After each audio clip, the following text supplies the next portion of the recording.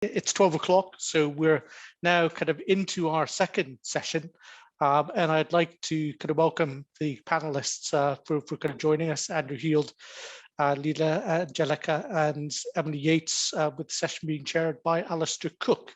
And it's on building neighbourhood resilience, streetscape, and kind of landscape. And for those of you who had kicked in a little bit, you would have heard a little bit of a kind of a chat just beforehand. So the part of the context of this kind of session is as we begin thinking about how we could make our neighborhoods more resilient. It's all those existing components that we all know and love and experience of how we can make sure that they're fit for purpose. And it's why in some of the Cockburn's own thinking, kind of maintenance and management of our existing environment needs to be seen as a strategic pillar in dealing with climate change and climate mitigation. But that's for the panelists to kind of introduce and cover. So if I can introduce Alastair Cook, who will be our panel chair for this session. Alastair is an architect and an artist as well. He's one of the few conservation accredited architects who's accredited by both the RIS and RIBA, and has extensive experience in working through the kind of development industry. And of course, most importantly in his CV is he's a trustee of the Cockburn Association and helps give leadership into one of our kind of technical panels where we consider kind of initiatives. So enough from me. I'll hand over to Alastair to kind of introduce the other panelists. Right, good afternoon all. As Terry said, our subject for discussion today is building neighbourhood resilience, treescape, streetscape and landscape. Now, I'm an architect. I expect there's a few other architects here as well, and I think buildingscape, and we're going to tack that one to the end. I'm going to introduce everybody, laboriously reading through their mini bios, and then I'll give each of them a chance in the same order to introduce their topics for broader discussion, and then we'll just try and keep it a free and open conversation. So guys, I don't mind if you want to talk for 5 minutes about your thing, longer if you feel. We've got 45 minutes. There's no pressure on time. It can be as discussive as we want. So we'll start with Leila. Leila Angelica is a senior technical officer in the technical research team at HES. Her background is in architecture and conservation, and she previously worked as a casework officer. In her current role, she provides technical advice both internally and externally, and is responsible for the writing and editing of a number of technical publications, such as the Technical Papers and Refurbishment Case Study. Today, I believe that Leila is going to be focusing around household conservation strategy, how individuals help deliver the city's climate strategy, and can also brief us, I suppose, on some detail on yes, deliver. Andrew Heald is one of the founders of Trees of Edinburgh, an online campaign to increase Edinburgh's tree cover by growing appreciation and knowledge of trees throughout Edinburgh society. He has over 20 years' experience in forestry and woodland management and has worked in the UK, Finland, Uruguay and Ghana. He is also the lead author for environmental management systems and sustainability forest standards. He runs his own consultancy business, advising clients on sustainable land management and creating blended finance investment opportunities, and he is a member of the Institute of Chartered Foresters. Andrew today is going to focus on greenscape as a crucial element in developing preparedness, projects and actions, and the relationship with trees and urban climate resilience. I think resilience is a word we're going to come back to quite a lot today. Also the importance of public parks, gardens as a climate buffer. Now, for an old duffer like me, I need someone to explain what a climate buffer is. So we might start with that. Emily Yates is a self-employed chartered landscape architect. Hi, Emily. Hello.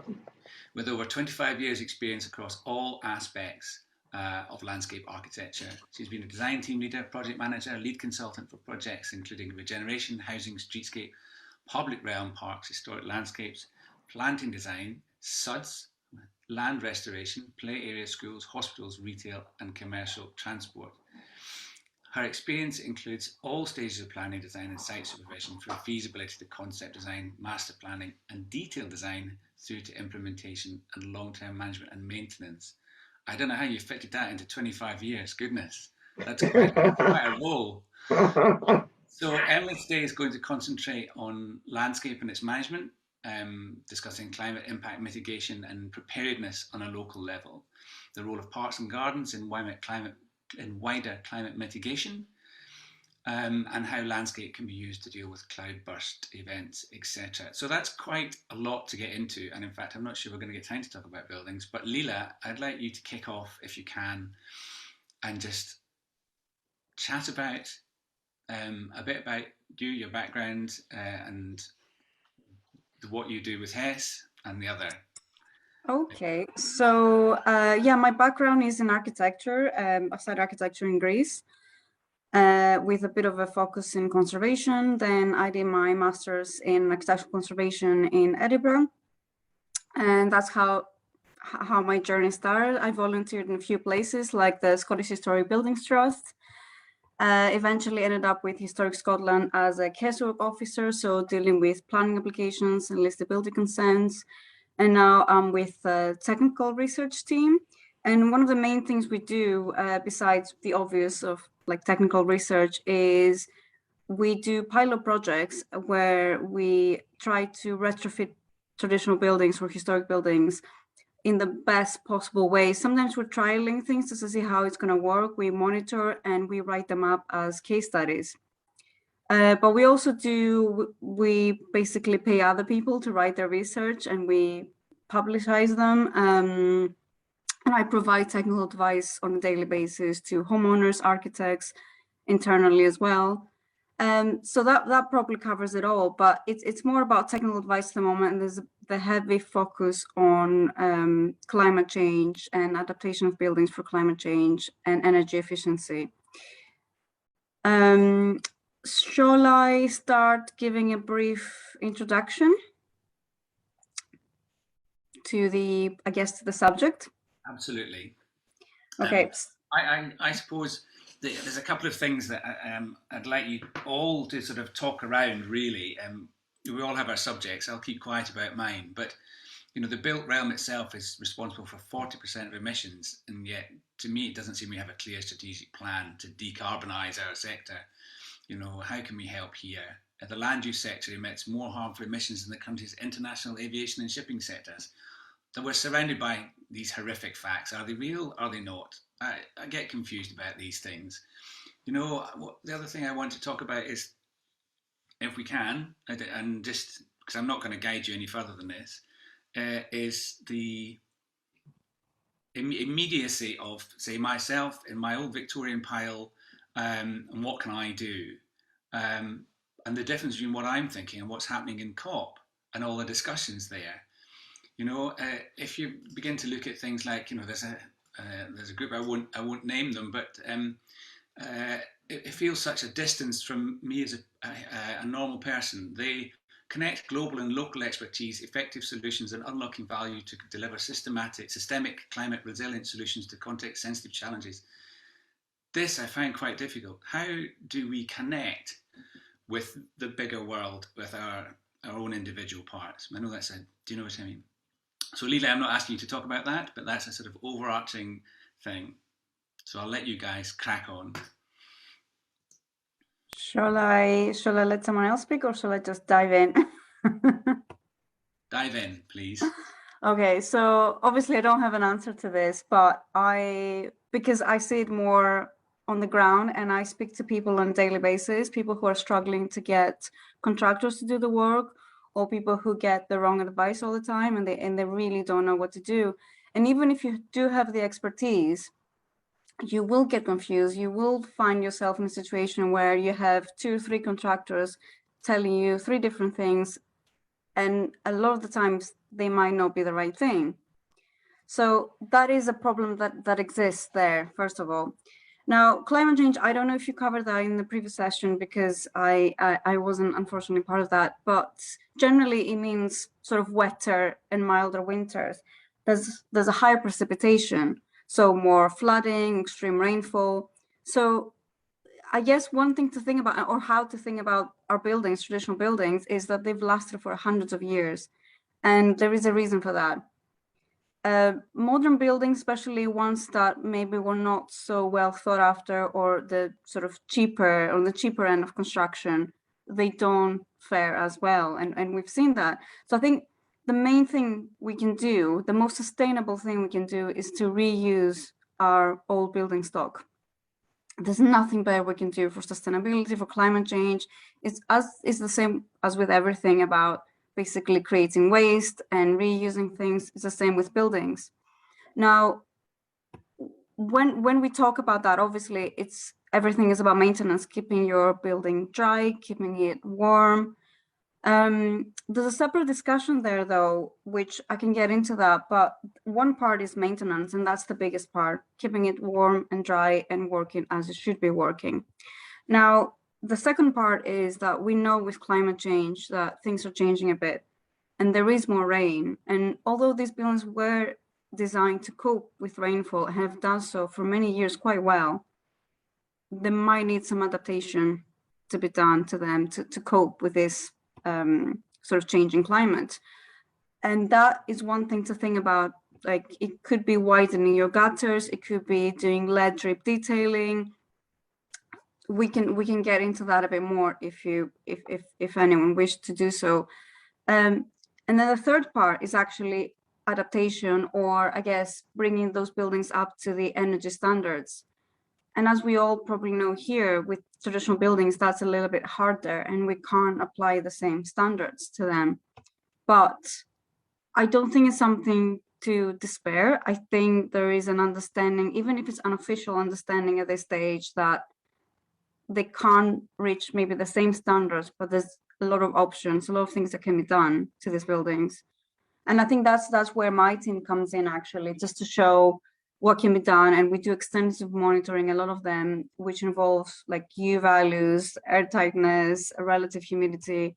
And it's all about the right materials, and materials which are not only right for the building. And I'm not talking about visual appearance here. I'm taking this out of the equation for the moment.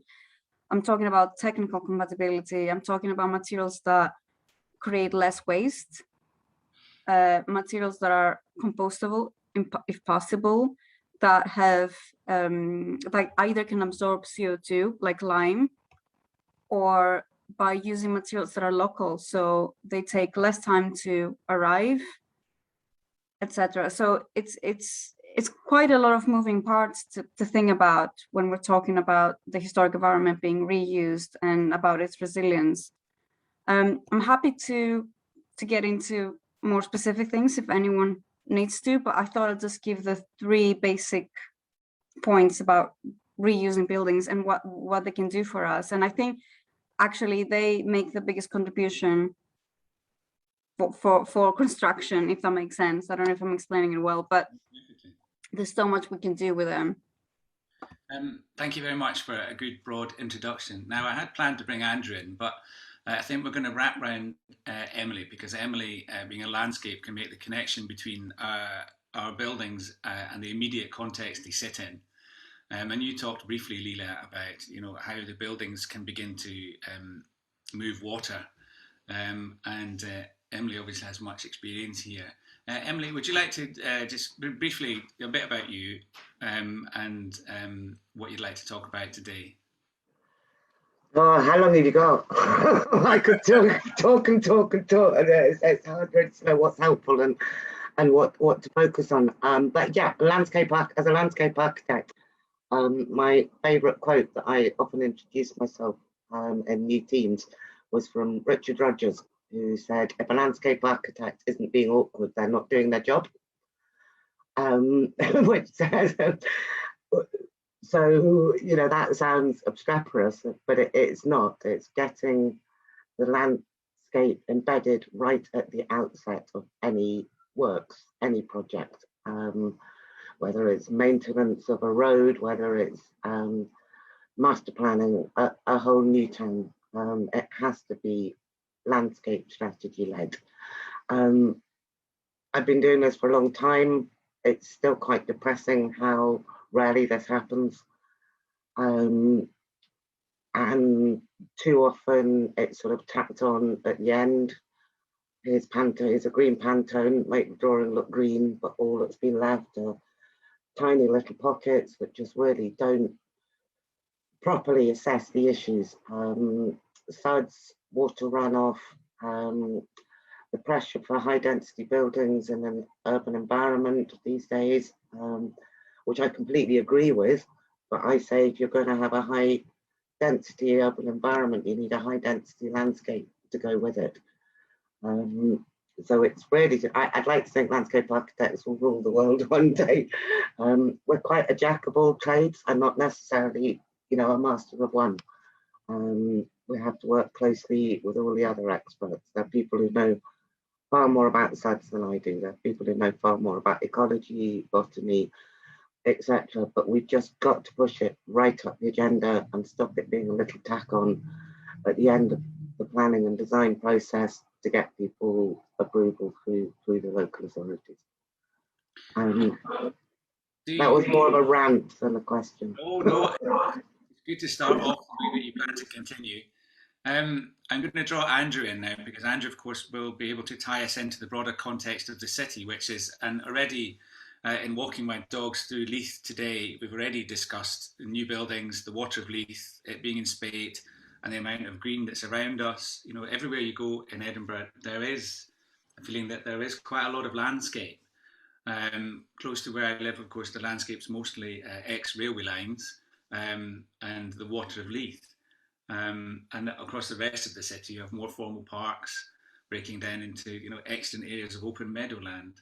Andrew, please give a quick introduction to yourself and see if you can tie what Emily and Leela have already begun to talk about, and then we'll open it for a bit of a discussion. You guys can just chat amongst yourselves.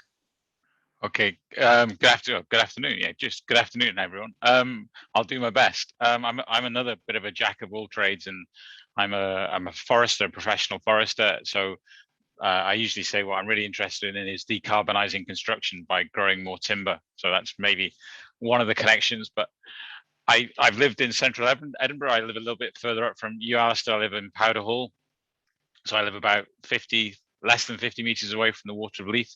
So most mornings I go out and have a look and see how close it is to the bridge in St. Mark's Park. And I'm lucky I live on the 3rd floor, but there's obviously people who live on the ground floor.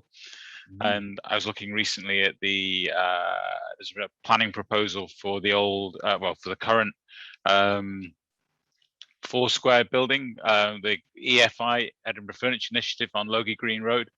And that had, I was looking through the plans, and it had a flooding line, or a predicted flooding line, kind of halfway up the ground floor. And the ground floor, the basement, is going to be used for car storage. And I thought, well, some of my neighbours live below that line. So I'm really interested. I'm not an urban forester, but as I say, I'm interested in trees and how we use that land. And in previous lives, I probably was planting some of the trees that Emily talked about on landscaping jobs. And you always did feel like you came very much at the end. So back in 2017, there was a Edinburgh City Council and Forest Research did a survey in Edinburgh to look at the value of trees, a thing called the iTree survey, and they several iterations, and 2017 was the last one. And that demonstrated that trees provided an ecosystem services of nearly 2 million every year, £2 million of value every year to people who lived in Edinburgh. And that was carbon storage and pollution, but also avoided runoff.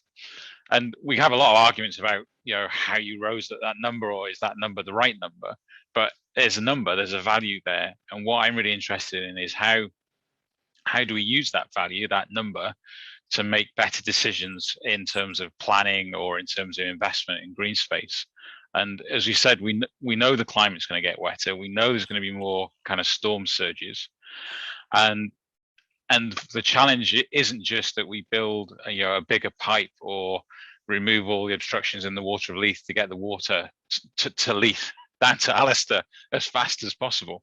We need to think about how do we store that and how do we reduce these sort of peak runoffs. So that could be, if you walk around, if you go up to Murrayfield, you can see they've kind of put berms in some of the grassy areas. So when it floods, they can hold the water back there. It might be, more green roofs on buildings. It might be, Scottish Government have got an initiative around rain gardens. It might be, how do we use the land better up in the Pentlands? So we know all these things. We've got attempts at doing these valuations. We know flooding's going to get worse. We've got great initiatives like Edinburgh City Council's The Million Trees. We've got commitments to carbon neutrality by 2030. But I'm never quite sure what all that means in practice. And how do we use this information to make better decisions and increase resilience? What do we want to be telling? What information do we need, or what requirements do we want to put on commercial development, and what do we want them to do? How should we be investing on our green spaces? And I suppose in a way what that comes down to is, what do we say yes please to, more of that, and what are we going to say no to? And in a lot of decisions around kind of use of green space in Edinburgh, we just seem to say yes to everything, and we don't always, I'd like to understand better how we factor in these values into decision making about our green spaces. I think one of the problems you touch on is that through the planning system, of course, there are policies which require you to have a portion attributed to green space, but that can be diluted quite easily. In fact, we walked through a part of Broughton today where there is a new building, and I pointed out sort of a small 0.5 metre deep, 1 metre wide strip with a sort of dead plant in it, and that's part of it. The difficulty is that that's not a direct criticism. That's, I think, indicative of how these things do get watered down through systems. And one of the things that worries me is that the broader picture that we're talking about is twofold. One, we have an excellent housing stock which we want to reuse, and the second part, when we have to build new buildings, these buildings are an increased density and a decrease in runoff. Now, one of the things about the place we went this morning, we just walked through it on the way, is that it's an industrial zone, so the industrial buildings have set the building line. So off comes the industrial one, on goes the new building. How are we actually creating places then? We're not really, are we? So how are we actually able to say, for Leela, that these things are being built properly? It's very difficult to say. We have to follow the policy and building standards. For Andrew, how do we make sure that they connect properly with us in terms of greenscape? Well, it's quite hard to see that. Yes, they're next to some excellent greenscape, and for Emily, well, there's no landscaping there really. It's very hard to find it. Little pockets, and they become dog poo pockets. I'm being critical in order to provoke you, but part of that's true.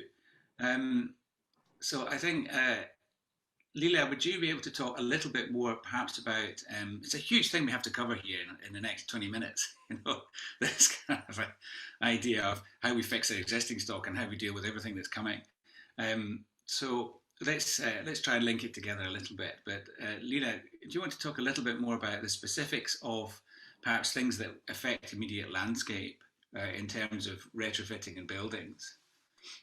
I really don't even know where to start, but just before I get into that, and there's a couple of points I want to make. That first of all, I think sometimes things don't go to the proper people within the planning system.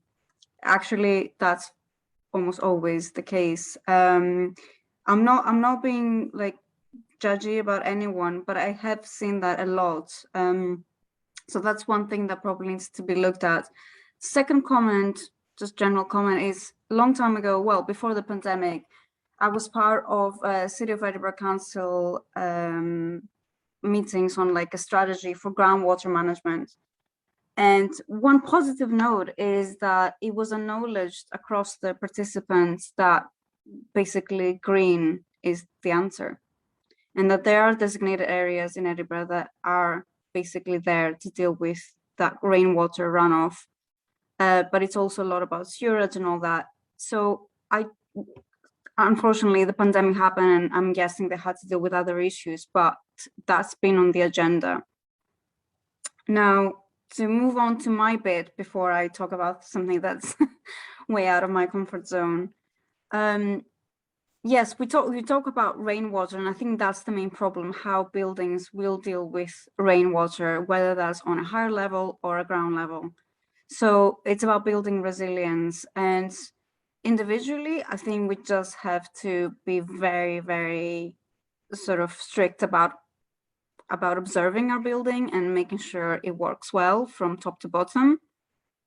And as I said before, it may be a little bit about adaptation as well, excuse me, and about thinking, if you're building sort of maybe you know, during these days that it's raining quite a lot, to observe your building and see how it copes with the weather. And I would probably start with that, buy some binoculars, observe your building, how does it deal with that, with the rainwater that's falling, whether it's for missing slates or the gutters are blocked. But also beyond that, basically, are the gutters overflowing? Then maybe it's time to widen them. Or is there any signs of subsidence? Again, that has to do with groundwater, which means either your drainage is not working properly, so you need to look at the local sort of runoff where your drainage is going to, or if you have rotting eyes, you can actually check to see if your building's drainage is blocked. Because all of that, you know, if the ground is wet, that could lead to subsidence, a more like superficial level. But actually this happened to my building here. I'm in Stockbridge, I'm in a corner, all the run, you know, the water runoff comes to that joint, that corner of the building. And there's another issue that also not often discussed, and that's where I think there's the missing link, that as years go by, we build new roads, we build new pavements, the levels are changing. A lot of the things that were part of a building, they no longer exist, such as external vents that help with air ventilation, but also help with the levels. So people who are living on a ground level now, they were actually higher, sort of their level of the flat was higher to the level of the street, for example. All of those things need to be looked at. And also the fact that we are doing this hardscaping, it's, you know, and that's probably Emily's, maybe an Andrew's thing to talk about. But I do think especially, and I don't want to be Edinburgh centric, but from what I see here, it's really hard. I don't know where the water is actually, where it can go. So I'm going to stop here because I think I've gone off the subject, but I'm happy to take specific questions and direction. The idea of building neighbourhood resilience is a massive subject, and that really in 45 minutes all we're going to do is introduce how four extremely different professionally different individuals look at it, and I think that's more than enough. Emily, give us a few minutes on landscape and its management. Yeah, just sort of, it's so interesting hearing the other panelists and yourself, and actually how we're all crossing over and saying the same thing. No, Andrew, you're saying you probably actually planted some of the trees and some of the schemes that I've worked on, and how aware you were that at the end of the project it's squeezed in, the site preparation's probably not what you were told, there's probably not enough soil even has gone down by the end of the project. Also interested, Andrew, where you live in Powder Hall. I was flooded out of my house in the Stockbridge colonies in 2000. And I remember while my house was still being rebuilt and I was in alternative accommodation, the approval for the houses at Powder Hall was given despite it being on a floodplain. And that's, you know, where are we now? 21 years ago. And it's still being an issue. It's not the inside versus the outside. I think what you say about the buildings, I live in an old building, Georgian, in fact, it's not remotely sustainable. It's very hard to, I've got some loft insulation and that's about as far as I've managed to get, trying to make it more eco. I've also recently, we've had some subsidence in my back lane due to water leaks of old unmaintained pipes. The neighbours are all getting together. So I'm trying to say, you know, it's affecting us all as individuals directly, and then as professionals we're trying to encourage good practice. We are. I think And there's a lot of, you know, I think most people do care, but it's how to enable people and how to not alienate people. I had a recent project where we had quite substantial suds going in as part of the new build, but the local authority, quite rightly, I think, came back and said they wanted to see more in terms of blue-green infrastructure. They mentioned specifically rain gardens, water butts, and somebody on the team actually said, what's a deep rain garden? They're actually very, very easy to deliver, rain gardens. They're not expensive. Some of the plant species you can use in them is a bit limited. Even wondering actually if that spot you saw earlier on your walk, Alastair, might actually be in a rain garden that hadn't been properly maintained and managed. It just, we've got the expertise. I think we've got a lot of the will, but it still somehow isn't happening.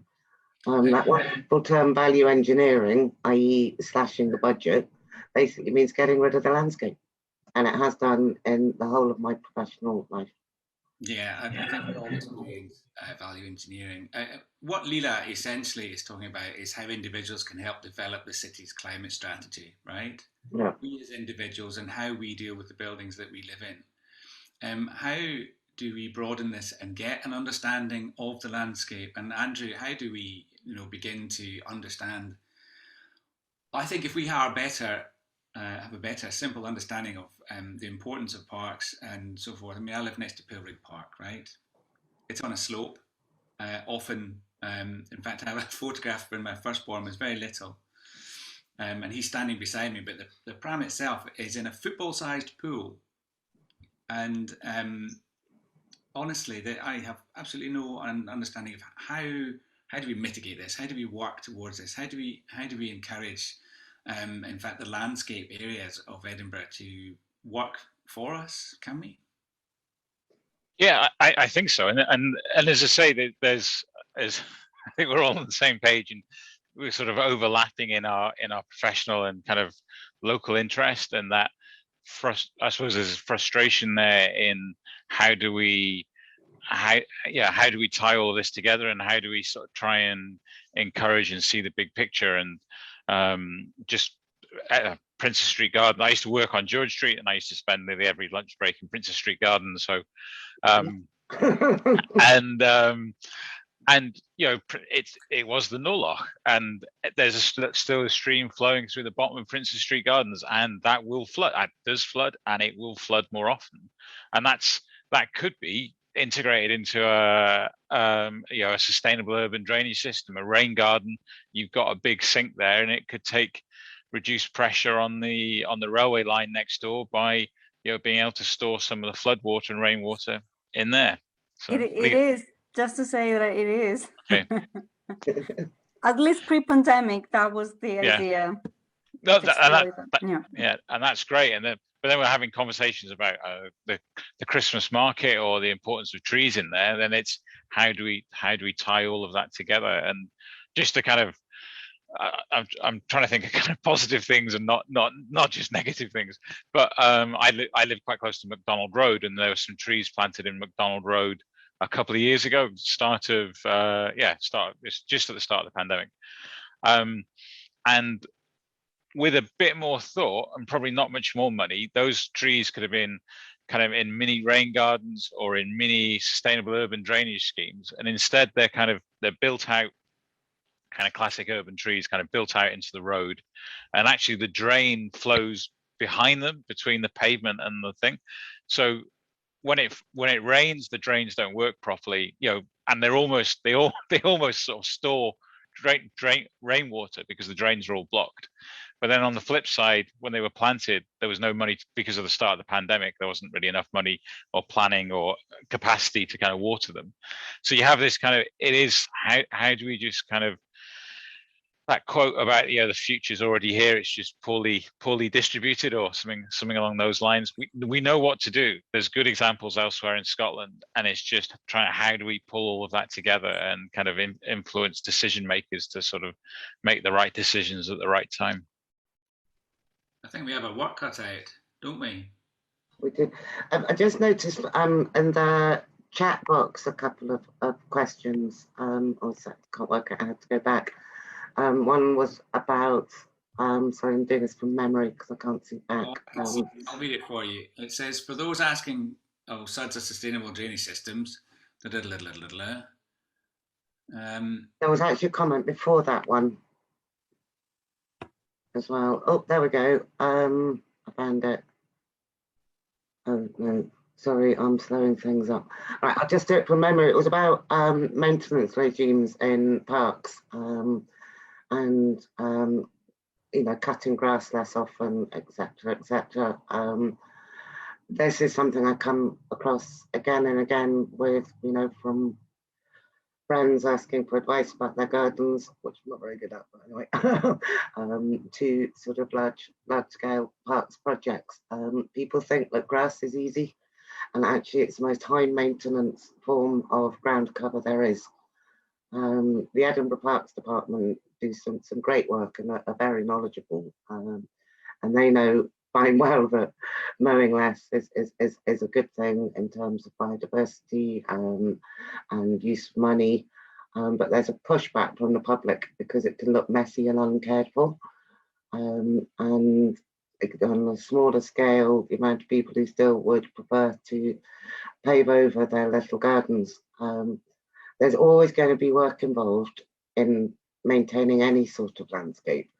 You know, even including rewilding, which I would really like to see more of. You don't just leave it, you have to manage it. And I think it's about educating people and changing their perceptions of that. Nobody would ever dream of not maintaining their house. So why do they always want to so many people want to avoid maintaining their external areas? I think people need to be helped and enabled and educated. Have I gone off topic? No, you're completely. I'm just looking at, there's a note from Alice Haig here which says, I think another challenge is the green space in new housing developments is often not managed by the council. It's through residents factoring fees, which means that local authority initiatives for more biodiversity, less frequent mowing, etc., then contrast with non-biodiverse short grass in new neighbourhoods. At the risk of repeating myself, we walked through Pill Park this morning, the whole thing had been mown. It looked wonderful until the point it was mown. Now, I guess it's being mown probably because it rots as it dies back because of the season we're in. But in a way, it has changed. Sorry, this is the architect here, so of course the aesthete, but it changed the way the park looks and feels and the way people were moving about it, even in this weather, because it's still full of people in this weather, you know. So I think Alice is right. Andrew, do you want to follow up on that? It's quickly, it depends. That might have been possibly mowing at this time of year is actually appropriate for dispersing wildflower seeds. So it might not just have been a neat and tidy thing, it might have been a good thing to do. Yeah, Stuart Hayes just asked a question which we need another hour to answer, which is that, is there a problem with an ignorance resistance to dealing with Edinburgh's flats and tenements in planning policy? If so, how can we love our historic neighbourhoods and embrace higher density living? This is the great thing. I mean, Leela, we've talked about individuals' responsibility, whether the individual feels they have a responsibility or not to work with climate change, but that through the maintenance of their building, and often in tenements, certainly, you know, in Glasgow, for example, they're all factored. So you have to gather everybody together. Here, you have to do the same thing, but with less formality. Well, I think that is the problem. I am a huge fan of the factoring system, and I would like to see that policy actually being brought back personally, because I actually live in a tenement with, in a tenement with 16 flats. We're 16 owners. A lot of them are Airbnbs or like rented out. Can you imagine the hell of this? I'm the only person in my building, just to moan a bit, who is an expert in my field. And every time we have to do repairs to the building, they don't listen because they want to go for the cheaper option, just slap some concrete in the cracks and that will be fine. So anyway, that's just my own personal moment, but it's really hard. I don't think we have the answer, and I definitely think there is some resistance. Not just, first of all, with maintenance. Yeah, I think people need to be educated. That's where we start. The other thing to do with trees, and I'm a massive fan. So like a lot of places that I've been professionally, and I think that's also maybe the sectors, our sector, the sort of heritage sectors fold in a way. But for some of you, you may be aware of the proposal to introduce trees on George Street. Maybe you are, maybe you aren't. And there was a lot of reaction. I'm not gonna comment on if that's good or bad. For those of you who are not aware, it was mostly that there was a reaction against it because they would have never been trees there originally. The street is designed in a very formal way. So you're basically altering a very historic street that was designed in the way it is, and you have the focus of the statues. However, we need to think about change and changing for the climate. And you know, so to me, for personally, to resist something that would actually help, maybe it's not the right approach. So there's another example. We own, we have one of the buildings that's across the Holyrood Park, the Scottish Parliament. It's called Holyrood Park Lodge. And again, there was basically the hesitation. When we got the building and we did some retrofit works, we wanted to do a garden because that building was a lodge originally. So you would have the one of the constables living there, and most likely it would have had a garden. Now we wanted to reintroduce the garden for various reasons. It would have been a good idea. And again, there was a resistance, I think, from the Scottish Parliament, and it's all hard landscape there. Now, I don't have the answer, but it's how do we put these things together? How do we, you know, start to change our thinking? Yeah, I think that you're absolutely right. And in this short 45 minutes, there's not a lot we can do. There are two questions that are here, Leela, that illustrate the scope of the conversation we've been asked to begin, I think, rather than, or just to be conversive about, rather than offer any answers. The first one is something that you and I touched on and we know a lot about, which is about, you know, I live from Simon Hollidge. I live in a listed Newtown building that is rated D in energy efficiency, probably typical. You know, originally we have been constrained by listed building permissions. Do we need new advice and approaches to realise better building efficiency? Now, as an architect who lives in a Victorian house, I maintain my house not at its minimum, but as it needs done, because it's very difficult for me to understand how I would want to aesthetically change the building to lift it from, say, rated D to a better energy rating. So this is an enormous problem. The second question is entirely different, and we've had a gentle nudge because we've been a bit Edinburgh-centric, and that's fair enough, from David Somerville, who says, lots of talk about flood risk, example from the Water of Leith, and I guess this question really is thrown straight to Andrew, because I think, Leela, if we talk about retrofit, we could be here for a week. But I think, Andrew, if you could answer this one, what difference would afforestation make further up the catchment area into West Lothian? It would make a difference. And there's plenty of research now around slow. If you Google slow the flow, there's some really good projects. And there's one down looking at Peebles on the name's gone out of my head, on the river, one of the rivers that flows down into Peebles, about how that can be how the peak flow can be reduced. So it's you know, in reality, you know, a very similar amount of water is going to come down the catchment, but it's how it comes down the catchment and the speed. And what the research shows around, if you increase tree cover and increase, they call it roughness, basically. So the rougher your landscape, the slower the water runs off that landscape. And then also with trees, what tends to happen if done in the right way is that you can more water will infiltrate into the soil, because you've got basically plants with bigger roots going deeper into the soil, and you tend to get more water going into the soil. And that's with the usual caveat of right trees in the right place and not not old school forestry drainage from the 1970s. But yeah, there's that has a value. So do we build bigger walls and bigger flood defences in Leith, increase this more concrete in Leith, or do we spend some of that money upstream in the catchment and the Pentlands to influence and change land use decisions? And that could then have, if we're shifting away from perhaps from a more agriculture into a more forestry landscape, is that better from an amenity point of view? Is it better because it's sequestering more carbon? We could be using those, managing more woodland and managing it sustainably. So that's more timber into construction. So it's how do we square this circle? And it feels like it feels like a very unsquare circle at times. And there are these kind of wicked problems that we seem to be unable to address, that we're spending money on, flood defense work in the Water of Leith, where we could be having a similar impact if we spent some of that money and supported better land management further up the catchment.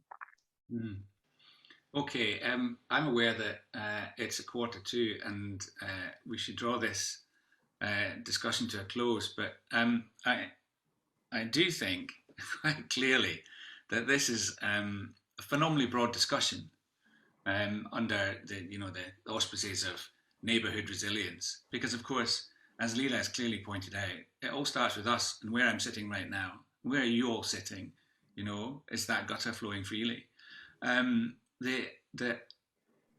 If we're able to take an individual responsibility, then we do feed into, the city's climate strategy. And does the city's climate strategy have to be much broader and out with the city? Is it fully governmental? How do you enact the things that Andrew's just been talking about that are not within a city? In a way, I feel that, and Emily was right here when she pointed it out, the four of us as panellists and chair, we're all heading in the right direction, but it does feel like we're going to have to start running soon in the right direction, and that perhaps the typically human trait of doing something when it finally needs to be done is what we're at. And we're finding that there are so many different aspects of where we are that there is an awful lot more for us to understand before we can really even act. And I'm not sure that's the best or most hopeful summary I can give, but ultimately we've all got a lot of work to do, and it starts with us. How does that feel as a summary? Waiting. Right. Thank you very much, all. I'll let Terry come in and take over. Thank you very much, kind of Alastair. An almost impossible task, because there's a month worth of conferences and all of that, and it's worth kind of noting that in terms of the building stock, Historic Environment Scotland do actually have a series of publications and indeed a series of talks and conversations like this online for those who want to learn a little bit more. With the conference material, when we produce the conference pack, we'll make sure that information is made available to everybody too. And I'm sure the same applies for managing your own tree stock and your own immediate landscape too. So it really just falls to me to thank you, kind of Alastair as the chair, and the other panelists, Andrew, Leila, and Emily, for sharing those thoughts on what is a huge kind of subject. But I think it actually did emphasize, that point of managing what it is we have well is a really important starting point. What we're going to do now is take a brief lunch break before we kick into our third session on deeds, not words. Neighbourhood change starts with people. That will start at 1:15. So if I can ask kind of everybody to kind of be in their seats and kind of ready a couple of minutes before that, so we can kick off right on time. And again, thank you so much, panelists, for that contribution. Hopefully we'll see you kind of in the afternoon. Otherwise, this will be all put up on YouTube and you can catch up on the future sessions as they come forward. Thank you very much.